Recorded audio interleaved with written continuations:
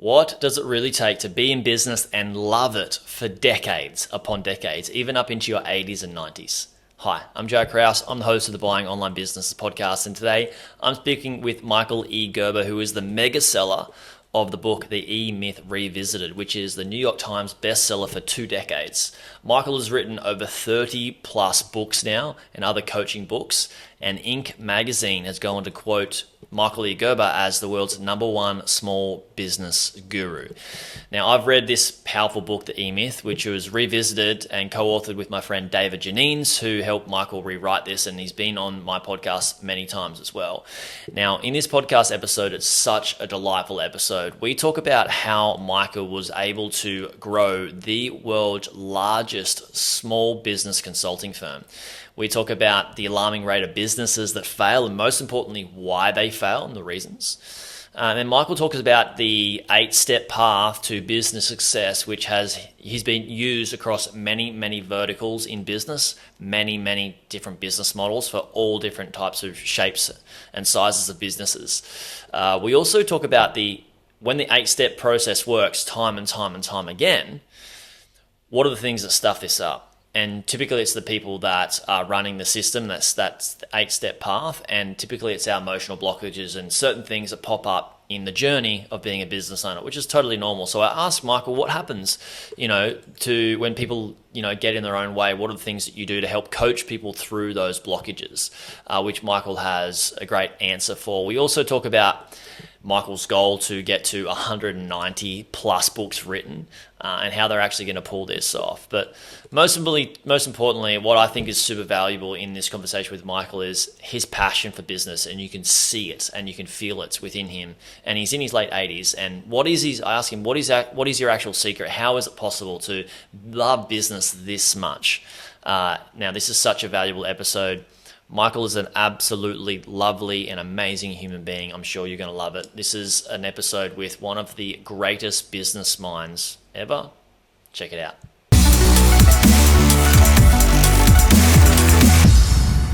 Michael, thank you so much for being on the podcast. And I'm a massive fan. I was just telling you off air, I read your book many years ago, before I even knew David Janines that helped you with the E-Myth Revisited. And yeah, I feel honored to have you on the show, and thank you for your time. Delighted. I should suggest you read it more recently.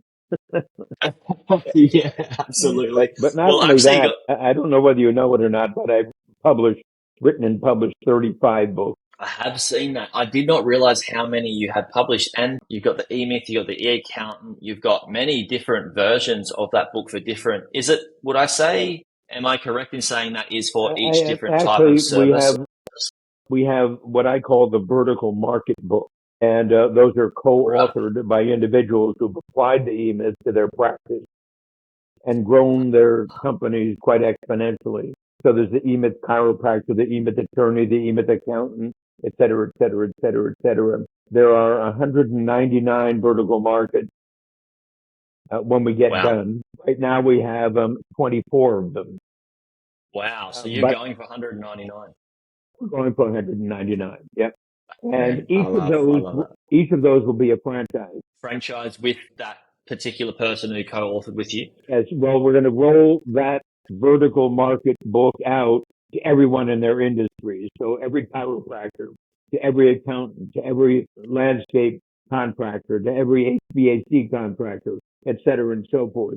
And so we are quite ambitious about the rollout of that. Absolutely. And we believe it's going to be a significant player in the field of what I call the smallest of the small. Absolutely. Hitting 199, hitting so many verticals. What was it that bridged the gap from having the E-Myth to be for all businesses to specializing in each one? Where did that happen? Well, very simply, we have sold over 2.5 million copies of the E-Myth Revisited. But as we've done that, individuals come and ask, have you done that for chiropractors? Have you done that for HVAC contractors? Have you done that for et cetera and so forth? And so, of course, the answer is yes, of course we have. And then we said, well, why not publish a book specifically for that vertical market so that a HVAC contractor will be able to relate to the E-Myth as it's been applied to his or her practice. And that's how it started. It actually started by an attorney actually coming up and said, have you ever written the book for attorneys? And I said, well, no, but lots of attorneys have applied. And he said, I'd love to co-author that book. That's how it Cool. started. Cool. And we said, And well, then fine. it just gets so much more specialized, right? Like those stories from an attorney, what their practice looks like. Because each business is so different, right? Even an attorney business to an attorney business, there's differences in how they structure the model and stuff like that. So to a certain degree, but it's very, very specialized in that, in each vertical. It's interesting that you say that, because what I have taken the position to be that every one of them are the same. An accountant obviously is different than an attorney. An attorney is different than a chiropractor. But the only difference is their specialized skills. The business is not different. And so what you'll find to be interesting is that my chapters in every single one of those 24 now vertical market books, my chapters are identically the same. Their chapters are each unique. So my chapters are identically the same. It doesn't matter if you're an attorney, if you're an accountant, if you're a chiropractor, et cetera, and so forth. This is the logic underlying the creation of that business. Yeah. And of course, an attorney does this and an accountant does that and a chiropractor does the other thing. And it's the specialized skills of each of those vertical markets that are different. The business, and so we've made a very, very clear point that the E-Myth is applied to every single one of those vertical markets before we ever published a vertical market book, and had this profoundly positive impact upon every one of those industries, every one of those professions. I can see the impact for the listeners. It's obviously what you're doing is you've built out the E-Myth, and then you're specializing in each business model or business type by helping them get out of the day-to-day, the operations like you talk, and become a business owner. The business becomes a lot more scalable, right? And then it's able to use those systems to scale that business rather than the business owner having to operate and be the technician in the business, and being able to serve more people in a better way. It's just a beautiful thing that you've created. Put it in this way. This is how you do law. This is how you do the business of law. This is how you do chiropractic. This is how you do the business of chiropractic. The business of law and the business of chiropractic are identically the same. System 1, System 2, System 3, System 4, et cetera, et cetera, et cetera. But the practice of chiropractic and the practice of law are obviously different. So obviously then, how do you practice law? How do you practice chiropractic? How do you practice psychiatry? How do you practice medicine? But how do you practice the business of psychiatry? How do you practice the business of law, et cetera, and so forth? Our position is in identically the same way. Yeah, and I wanted to ask you around that, like having it be identically the same way, and how do you practice that? Some people might be stuck in their business and thinking, all right, I want to, and they read the book. Let's just say for law, how do they take what they've got now that they're working in the business, and as example, and they have this dream of like not working as much in the business and being able to scale it and serve more people, and then work backwards from that dream to where they are now. So, and I know the whole book is about this, but what are some of the things that people do really, really well, and what are some of the people that stuff up when they're trying to create these systems and processes within their practices? Jaryd, in our experience, we've been doing this for over 40 years. In our experience, they're not doing anything well. And when I say that, understand what I mean by that. 97% of all small businesses fail before they reach their 10th year. It's alarming, isn't it? 7% of all businesses fail before they reach their 10th year. Business is a tragedy. And it's a tragedy because nobody knows how to do it. Now hear me when I say nobody knows how to do it. Elon Musk says only 2% of all companies succeed. Warren Buffett says only 2% of all companies succeed. Steve Jobs said only 1% of all companies succeed. Now, if that's consistently true, and each of these extraordinary entrepreneurs say the very same thing, so what's missing in this picture? We don't know how to do it. We do, and so we teach them how to do it. Step 1, step 2, step 3, step 4, et cetera, et cetera. I call it the eightfold path. Essentially, I'm saying that every entrepreneur, true entrepreneur, is 8 different people. They wear those A 8 different hats, right? A dreamer, a thinker, a storyteller, a leader, a designer, a builder, a launcher, a grower. The dreamer has a dream. The thinker has a vision. The storyteller has a purpose. The leader has a mission. The designer has a client fulfillment system, et cetera, et cetera, et cetera, et cetera.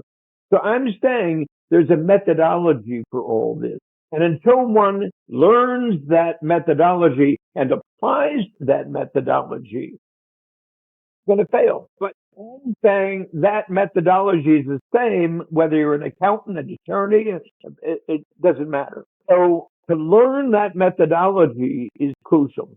And we teach that methodology first to walk somebody through the process, call them the eightfold path, the 8 steps that's crucial. So we walk somebody through those 8 steps, 90 minutes for each step, to introduce them, to introduce you to those 8 steps, those 8 personalities. So you can say, I have a dream, I have a vision, I have a purpose, I have a mission, I have a job, I have a practice, I have a business, I have an enterprise. So what is your dream? My dream, to transform the state of small business worldwide. So what is your vision? To invent the McDonald's of small business development services. So what is your purpose? Et cetera, and so forth, and so on, and so forth. So I'm simply saying we walk you through that process. And as we walk you through that process, something happens.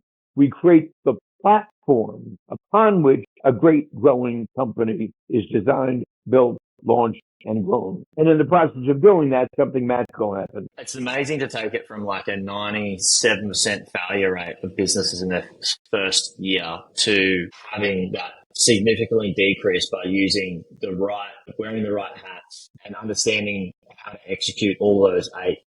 What is the dreaming room? You've got the online dreaming room. Tell me about that. What is it? How does it work? What does it look like? The first 4 steps. I have a dream. I have a vision. I have a purpose. I have a mission. Mm-hmm. What is a dream? It's the great result you're there to produce. What is the vision? It's the form the company needs to take in order to realize that dream. What is the purpose? It's the story that resides at the very heart of that enterprise. And what's the mission? The mission are the steps one needs to take in order to lead someone through that process. The dreamer, the thinker, the storyteller, the leader. That's the dreaming room. Dreaming room 1. Dreaming room 2 is the job, the practice, the business, the enterprise. What's the job? It's your client fulfillment system. What's the practice? It's your client acquisition system, your client fulfillment system, which I call your 3-legged stool. And your 3-legged stool is your franchise prototype. And essentially, I'm saying that every small business, a franchise. What kind of a franchise? A business format franchise. Why a business format franchise? Because it's crucial to create the turnkey business you're setting out to create.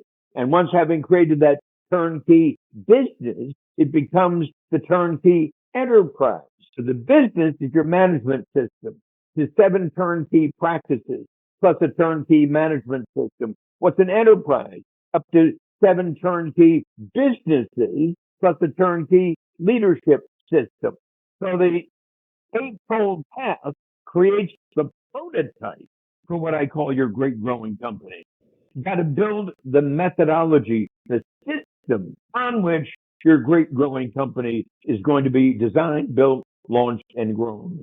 And that's a process. And it's a turnkey process every single person can walk through. Absolutely. With this turnkey process, you're putting human beings into this turnkey process. And I've noticed this myself for me with a dream, a vision, a purpose, and a mission. those first four. And people in a similar sense when they're acquiring a business is, have your dream, your vision, your purpose, your mission, and the steps to go away and do it. And it's like anybody that wants to achieve anything. As human beings, we have things that pop up and the system works, right? Like the system, like what you've built, it works and it can work for everyone. But everybody's different because we have our own things and emotional blockages and things that get in the way. Do you speak to that and help people, work through some of that stuff? Because there's so many blockages as human beings that get through this. Like, what are some of those major ones that people face that... And essentially, to work through that, or just simply say, don't do that. Yeah, right. It's like the power of now, right? It's like the power of now where Eckhart Tolle says, if you're just holding on to this thing, don't, just drop it. It's as simple as that. And then people have their own stories around, oh, well, I can't, because they have a narrative around why they can and can't do things. Yeah. It's called, stop that. Yeah. It's called stop that, stupid, because it isn't going to get you anywhere. Right. So stop that, stupid. Let's go back to a dream, a vision, a purpose, a mission. What's your dream? What's the great result you're here to produce? Great. Let's say that. Let's build you've that got out. to know. Because until you know, you ain't going anywhere. And we're not going to step 2 until we complete step 1. And we're not going to step 3 until we complete step 2. And then we're not going to step 4 until we complete step 3. It's that clear a mandate. Right. And what I found is similar thing is before anybody starts any of my programs and courses and goes through before they go through the how-to, I guess, of it, like you've got your vision, your purpose, or so your dream, vision, purpose, and mission. Those first two are probably the most crucial thing that I think when people butt heads against some of their things, that their stories and their narratives, like, oh, why I can't do this, or it's too hard, or whatever the story is, I don't have enough time, I don't have enough money, and all those sorts of things that may be popping up for different types of people. It's coming back once you have that dream and that vision. It's when you come up against those hardships, it's like part of that vision and that dream has been lost and sort of put on the back burner. But when you remember it, then you get the fire in the belly to push through. Is that what you've seen? And you always refer people back to start to remember their dream and mission? Yeah. Always. Or we're gone. Exactly. Right. Or we're done because we're not going anywhere. The problem with most coaching is coaches allow the client to take them where the client wishes to go. I don't because they're not going to take me anywhere. They're not going to take me anywhere that's of any value whatsoever because they don't know how to do it. Once you come to the realization that they don't know how to do it, and because they don't know how to do it, they've created a living hell they're living in. And everybody fails. Because I know that everybody fails, I don't go where they want me to go. I go where I know they need to go. And I persist with that. Because if I don't persist with that, they're going to fail. Like my saxophone teacher, when I was 11 years old, going on bus from Anaheim, California to Hollywood, California. Had to take 2 buses. I'd get to Merle's studio, and Merle would have me pick up my saxophone. No, not that way, this way. No, not that way, this way. No, not that way, this way. And he would do that and do that and do that and do that until I did it this way, his way. Why his way? Because he knows how to do it. And that's why I'm going there. If I were going to do it my way, he'd say, go home. We're done. No more. You're wasting my time, Merle would say. He said that to me when I was 11. He said that to me when I was 12. He said that to me when I was 14. He said it to me when I was 16. He said that and said that and said, go home.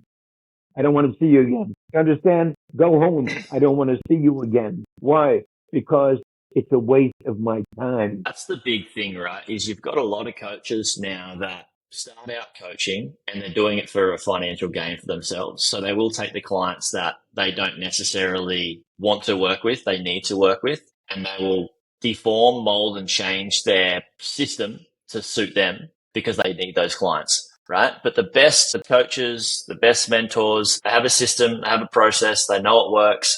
If people come in and they use it and work it, they're going to get results. If they don't, they should say go away, because it's wasting not just their time, but wasting that person's time. They're just, each person are going to be spinning their wheels in front of each other, right? Got it. It's total waste. In short, you're here because I know something you need to know. That's what a great coach says.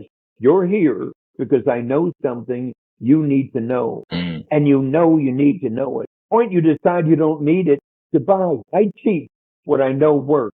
I don't teach what doesn't work. And I've spent a lot of time, a lot of energy learning what works. So if you want to learn what works, do what I'm asking you to do. If you don't, find somebody else. It's just so simple and so straightforward. I think that there is too much fluff around how things work and how things don't work, especially as society changes and gets more politically correct and adhering to a bunch of different things, which we won't go down that route. But I wanted to ask you, since we do talk about buying and selling online business a lot in this pod, have you bought a business before? I know that you're very into helping people with the start phase and the grow phase and scale phase. Have you ever bought a business? Have you ever sold a business? And if so, what? One have sold. Just do one. Just do one. I like that, right? How many years have you been in business now? It's like decades. Is it more than 4 decades? Oh. How many years have you been in business now? I Is it more started than in 4 decades? 1977. Okay. Yeah. So multiple decades. And Multiple decades. I love it. I Yes. love it. And I'm now 88 years old. I love that. And to hear you speak with the fire in the belly and the passion that you have is just super inspiring for people. I know a lot of people just, want to get into business just to make money, right? And yeah, business can make money, but there's so much more to be done in business than just money, and it can be so fulfilling. And it seems like you really love what you do. What are some of the things that you've learned along your journey that have had you stay in the same business, just do one business like you say, and still have this level of excitement for it? I started in 1977. I started with one very, very clear thought in mind. The most successful small business in the world is McDonald's. So what was it that Ray Kroc did? Starting at age 52, never graduated from high school. So obviously he never went on to college. He was a peddler of malted milk machines. So what did Ray Kroc do? What did he know that nobody else seems to know? You got to understand, when you think about it, McDonald's is over 40,000 stores. The average franchise company has fewer than 20 franchises. What is it that Ray Kroc did that nobody else does? Very, very, very simple. Very, very, very simple. First of all, Ray Kroc went to work on McDonald's, not in it. He didn't work in the store. Everybody else does. Ray Kroc had 2 offices from day one. He had his corporate office and he had his first store. And he went to work on that store, didn't work in that store to perfect that store before he ever opened store number 2. So the very first thing was perfect that store, that first store, that first office before you open up office number 2. What do we mean by perfect that first store? The word turnkey. Turnkey lives at the heart of McDonald's. Every single one of those stores does exactly the same thing in exactly the same way for exactly the same reason to produce exactly the same result. I learned that. So that drove me to learn how to do that in a business that was completely unlike McDonald's. Small business consulting. So I started a small business consulting company to mirror exactly what Ray Kroc did at McDonald's. That's how I started. And I started with a dream, a vision, a purpose, and a mission. My dream was to transform the state of small business worldwide. My vision was to invent the McDonald's of small business development services. My purpose was to tell a story on which every great growing small company would depend, would live, would thrive. And my mission was to lead those small business owners forward. Dream, vision, purpose, mission. Dream, vision, purpose, mission. Now what? Now my client fulfillment system.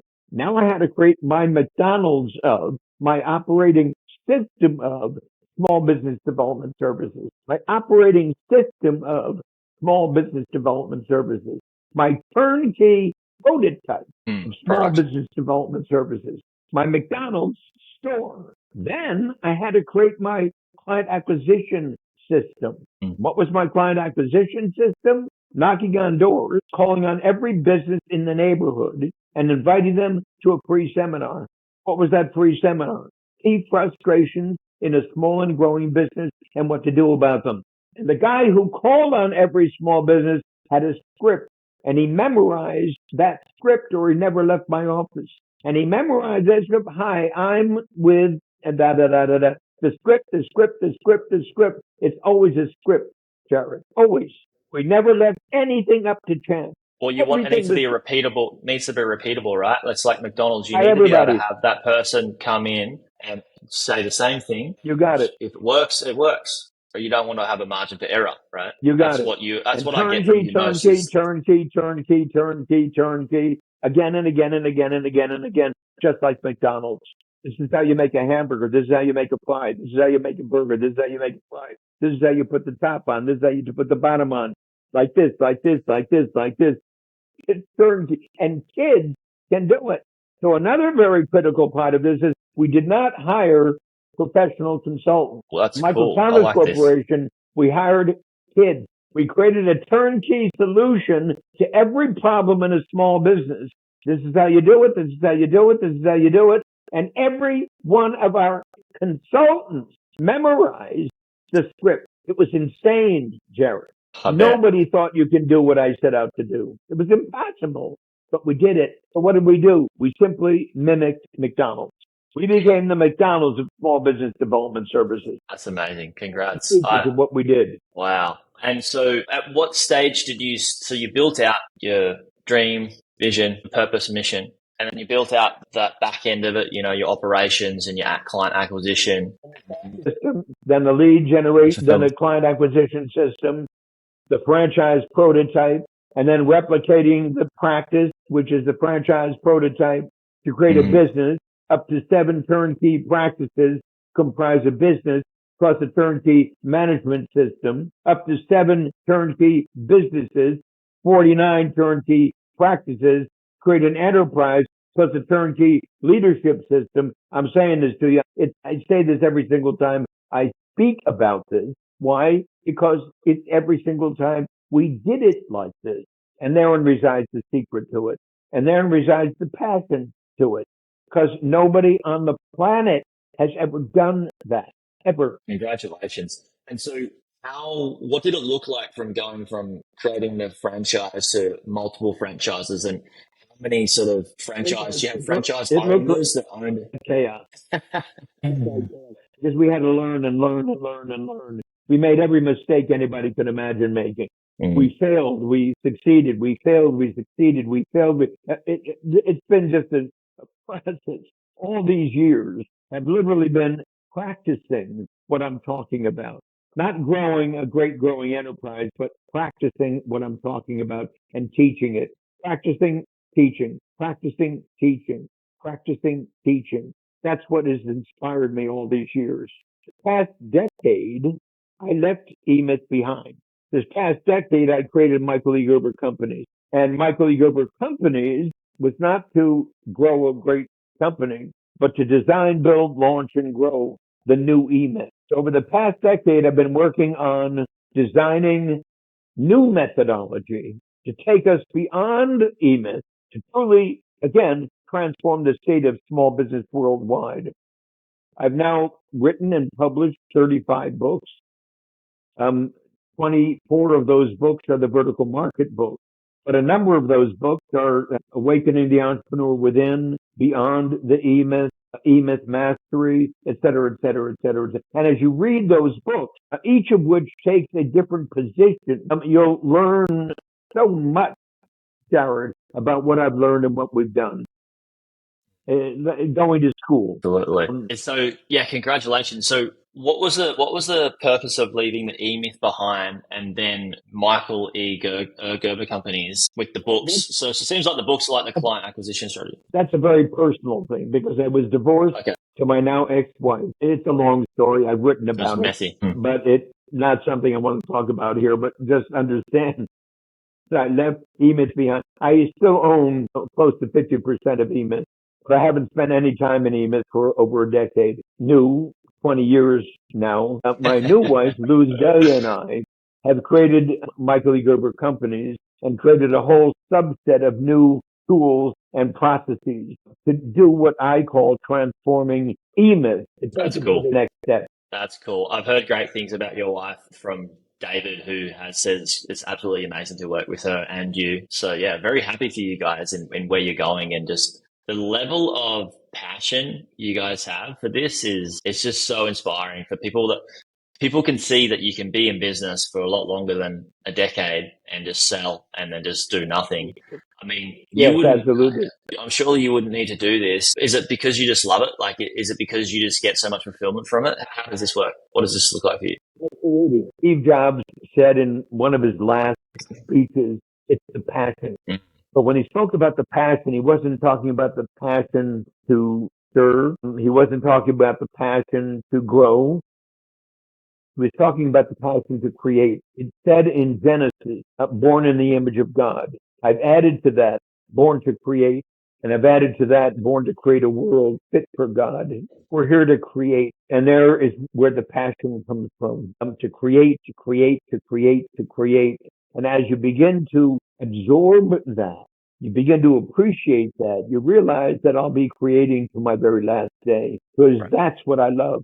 And I spend all of my time creating. I like how you mentioned that Steve Jobs said, and you're with it as well, is it's not about serving first. It seems like, as I hear you say, creation is what we're doing right our whole life. It's a natural thing that we're doing, is we're creating a life and we're building a life and we're always creating things in our life. But service, like when we create in a way that's fulfilling to us, it can serve others. So service becomes secondary to creation, right? We always put ourselves first, like put your air mask on in the airplane, serve yourself first, which is through creation, which is also going to allow you to, that just your cup full can spill over into others. Where it seems like in my age and decade where I'm at in business, is a lot of people are service first and not really filling up their cups first, which is a dangerous thing, right? Because how the hell are they going to do 4 decades or more in business if they're doing it that way? He was consumed by his desire to create. Everything he created served. It wasn't the serve that drove him, but the creation that served him. And so when you begin to understand that, born in the image of God wasn't born to serve, God was born to create. To create what? Everything. And when you begin to understand everything to do what? To create. And it's a continuous process. So it never stops. It's not the mountain you're climbing. It's the process you're evoking. And as I do this, something new occurs. And as I do that, something new occurs. And something I do the other, something new occurs. And it's a constant process. Constant. It never stops. And because it never stops, that's where I find my passion.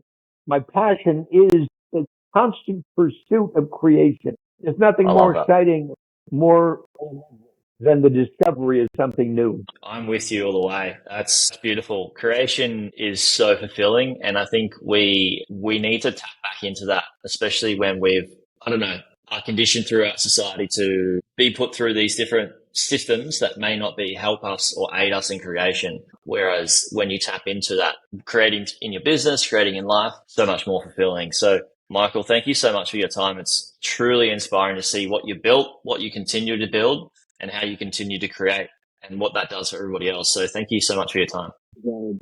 Delight. Absolutely. So we'll put a link to michaelegerbercompanies.com. Is there anywhere else we can send people that they can go and check out what you're up to with this, what you've been doing for the last 2 decades? They can reach me at michael@michaelegerber.com. Perfect. Michael@michaelegerber.com. Just reach out. I'll be here, God willing, and I'll engage them in the dreaming room. That sounds lovely. Thanks again, Michael. Thank you, everybody, for listening. Love you, Jaryd. Thank you. Love you too, Take Michael. care. Bye-bye. You too.